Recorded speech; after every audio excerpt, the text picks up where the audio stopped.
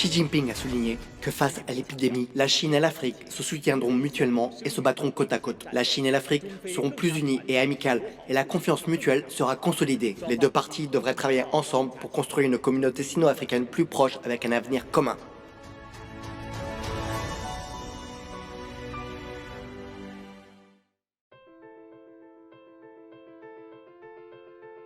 J'ai été très impressionné par la réponse du peuple et du gouvernement chinois face au virus.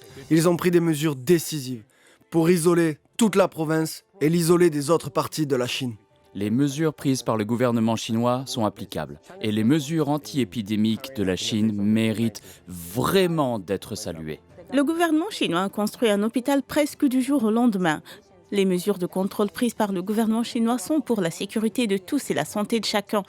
La Chine s'est montrée résiliente et a aussi réussi à relever ce défi.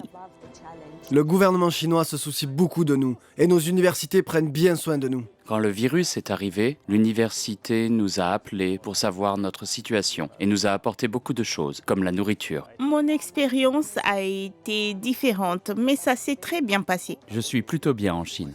Et mes études n'ont en aucun cas été affectées. Je suis très reconnaissant pour les sacrifices du peuple chinois. Je suis content que la vie revienne à la normale.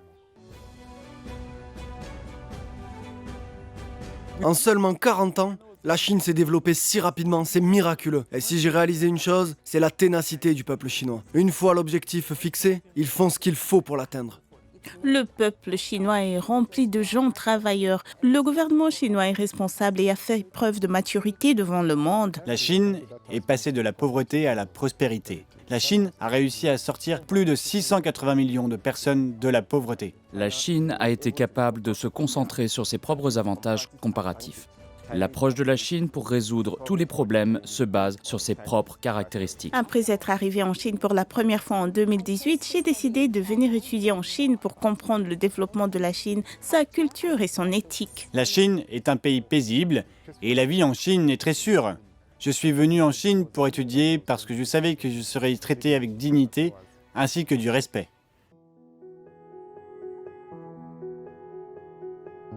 Depuis toujours, la Chine a été un grand ami de l'Afrique et les échanges amicaux entre la Chine et l'Afrique ont commencé depuis les années 60. À l'avenir, les relations Chine-Afrique continueront d'être renforcées, ce qui encouragera davantage les accords commerciaux, ainsi que les échanges concernant le personnel. Il serait très bénéfique de promouvoir davantage d'échanges culturels et de programmes de renforcement des capacités. Quiconque vient étudier en Chine deviendra ambassadeur de l'amitié avec la Chine. Le but en venant étudier en Chine, c'est d'être un pont entre la Chine et mon pays. Par exemple, quand je suis venu à l'université de Pékin, c'est pour apporter un message positif quand je rentrerai chez moi.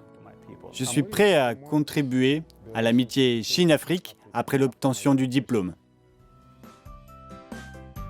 La Chine et l'Afrique sont des bons amis. Amitié Chine-Afrique. J'aime la Chine. J'aime la Chine.